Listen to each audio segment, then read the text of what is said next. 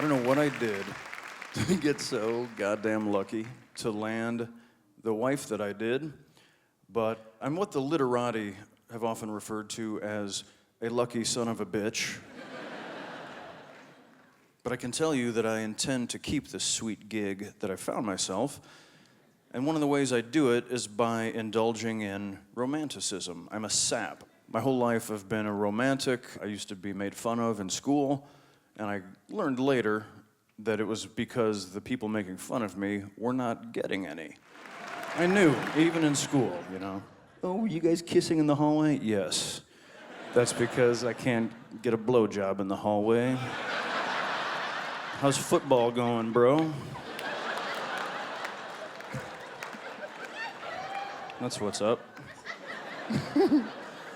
I realized one day I was driving to work, we had been dating, and I realized I was going to marry her. And I was pissed off because I would have liked to have been consulted in the matter. But I was not. We're very lucky, Megan and I. We have figured out how to stay together in a business that's really hard to stay together in. As a couple of Hollywood hotshots, people expect us to be skipping down to the Whiskey A Go-Go with the Sheen family and eating bath salts or whatever they're eating now to see shit weird. But we do not. Every time Emilio calls me, I demur. Not tonight, bro.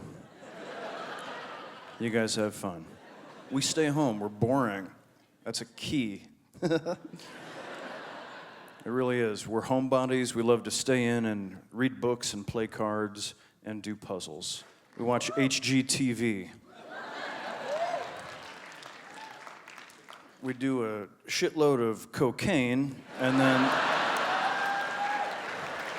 we mainly focus on puzzling. Honey, give me the fucking sky pieces! Fucking love puzzles. There's something so soothing about a field of cerulean blue when I'm using amphetamines. We make our marriage a priority. That's key. If you want a healthy marriage, it's like raising a shrub. You have to make it a priority. You have to water it and fertilize it and talk nice to it and caress it and nibble on its clitoris. With regularity. You gotta stick with it.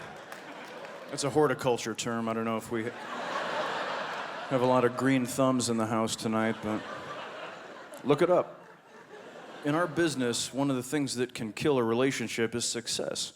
Because one of you gets a sweet job in LA, one of you gets a great job in New York. You get the call, Peter Jackson wants you in New Zealand for 38 months for a role called Frodo Baggins. I turned that shit down. For love. I think that kid that got did a nice job. He was also very cute.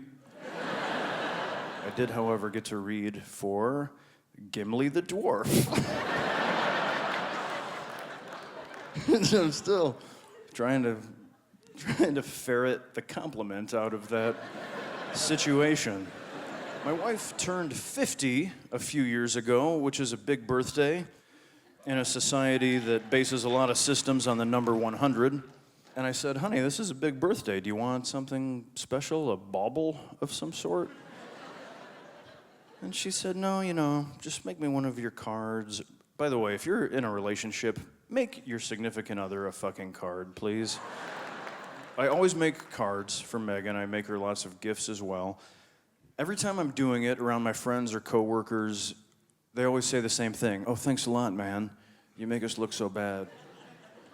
Every time you make a card, my wife points it out to me, and I say, let me tell you something, Rob Lowe.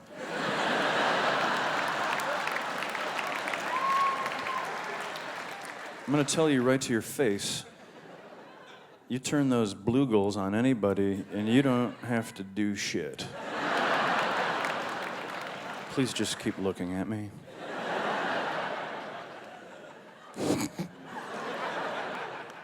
His face is magic. I say to the rest of my friends that don't have insane blue eyes, go to your printer. There's paper in there. Find the paper, take a sheet of it, fold it in half, draw a heart on it, open it up, write I love you, sign your name. You will get so kissed.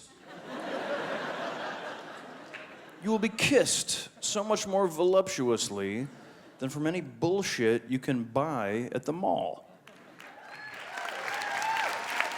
Thank you. Here's a bonus. Go outside and find a tiny piece of nature. A leaf, a twig, a stone, a shell, a chrysalis. Adhere it in the center of the heart, and then get stretched out because you're going for a ride to the realm of coitus.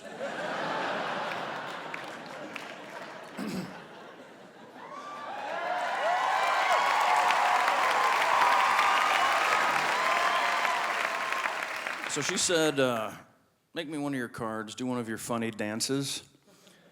Oh, you know what? Actually, there's something I would love for my birthday. I would love a rainbow for my birthday. And I said, thank you, honey. I'm very glad I asked you. And I made a few calls that were fruitless. NBC did not help. And I thought I was fucked until I realized an important lesson, that I could make a rainbow out of art. And so this is actually the first song I wrote. I wrote it for my wife on her 50th birthday, the Rainbow Song.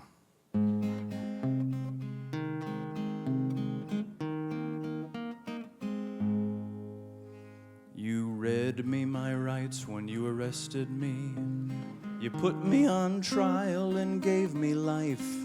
But orange, you glad I didn't say banana when you made me your bitch and I made you my wife. You yellow, you yell when I ball a melon, but you don't complain when I cook up some smack. We're both agreeing to serve our time. If I drop the soap, I know you'll watch my crack. Please enjoy this rainbow song and this gift of leprechaun romance.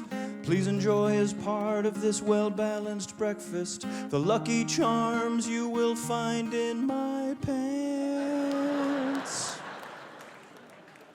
You blew me away when you sang Shock the Monkey. Your fingers inside me let the games begin.